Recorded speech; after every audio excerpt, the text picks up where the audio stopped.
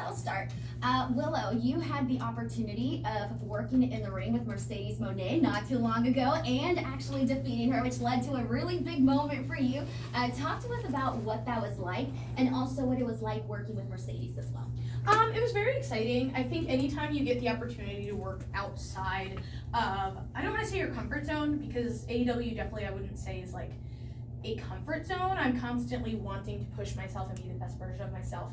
But the women within there, I'm a little bit more used to working with them, their styles, the way that they think, and having the opportunity to work with Mercedes, somebody who has obviously had like a big imprint on the way that women's wrestling is now today. It was like a little bit shocking when I found out. I was like, I'm in this position, this is great, go me. And secondly, it was just very much of an honor. So I think working with her was awesome. I would love to do it again if I were to have the opportunity.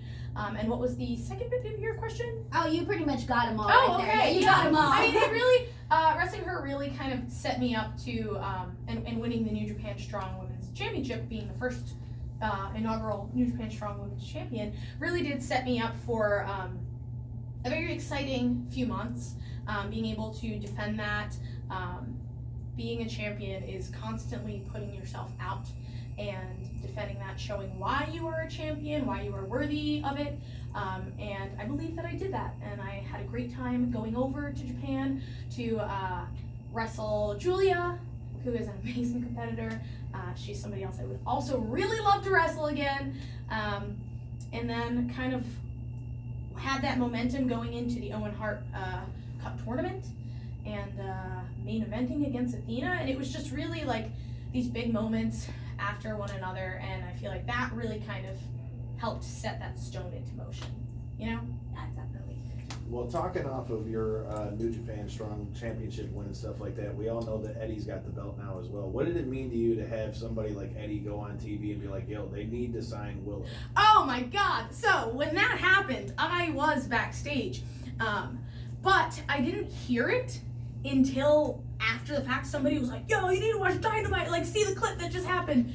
And I was like, wait, what? And then my phone was in my back pocket and it was just buzzing. And people on Twitter are like, at Chris Statlander, at Willow Nightingale, blah, blah, blah, blah, blah. And he just called out like more women's wrestling. And I was like, heck yeah, of course it would be Eddie. Because Eddie Kingston is great. I've known him for years, working on independence before both he and I ended up in AEW. And it was also very awesome to be there when he started his tour of Japan and win the Strong title. So it's just lovely. You know, having moments like this, it's cool. It's cool to be like, this is a notch in my belt and this is a little piece of my legacy. But to have it with your friends and share that with the people who you kind of like grinded it out with for so many years, it's like a next level kind of rewarding. Willow, we were talking about the New Japan Strong Women's Champion. Who are some people you would like to defend it against and just wrestle against in the future? Well, I have lost that championship to Julia. I mean, I would love to wrestle her again and win it back if she's still holding it, you know? I mean, at this moment she is, but if I were to ever wrestle her again, if she were to still have it, I'd love to take it off her. I think Momo Kogu is somebody who I teamed with and have wrestled in the past. Who I've actually formed this bond with that I really wasn't expecting, and I think she's absolutely an amazing competitor. She's incredibly athletic. Her heart and her spirit is like, there's no quit in her. So she's somebody I would love to see have a shot at that title. If we're thinking of people from like AEW, somebody who has like an equal work ethic, athleticism, and like a lot of heart and spunk to them, it's going to be Skye Blue. Of course, I'm a little biased. She's a good friend of mine, but I also tend to make friends with people that I truly believe in and want to see succeed because of what they bring to the table. So those are just two people off the top of my head who I think really exemplify hard work and what it is to be strong. Willow, one of the most popular brands now with AEW that Tony purchased is the Ring of Honor brand. And earlier this year, you and Athena got to make history by headlining with this fantastic title match, one of the best, not just women's matches of the year, but one of the best matches of the year. Did you both know going in that it was going to be something special, knowing you were given this spot to make history and make history that you did? I mean, I think every time you are put into a big match like that, you hope that it will be something special. And the 2 times before that Athena and I had wrestled had really been matches I was proud of. Whether I came out the victor or not, I was definitely proud of the matches I had with her.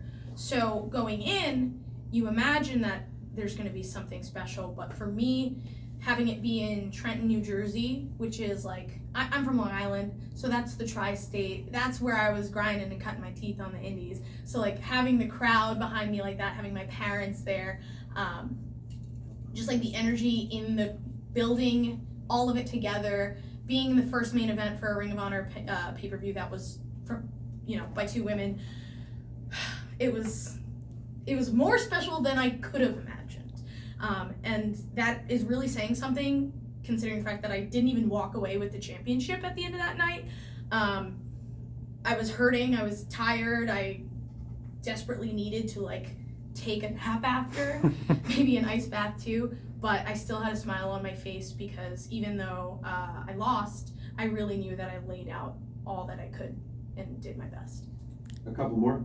You have one of the most organic reactions when it comes to fans. I feel like since we've seen you do your thing in Ring of Honor, what we said with New Japan, I mean, I know I can speak for Knockouts and 3 Counts that we were watching you on the indies and all those things as well. So what do you think it is that's really been able to help you endear yourself so quickly with a lot of the fans, whether that be Ring of Honor, AEW, or New Japan? What's funny is we are here doing the meet and greets at STARRCAST, and one of the fans that I had met said I have this magnetism, and my mother is she and my father, they go out and they see these bands all the time, and they have all these people that they see with different bands, and everyone who meets my mom says she's a magnet.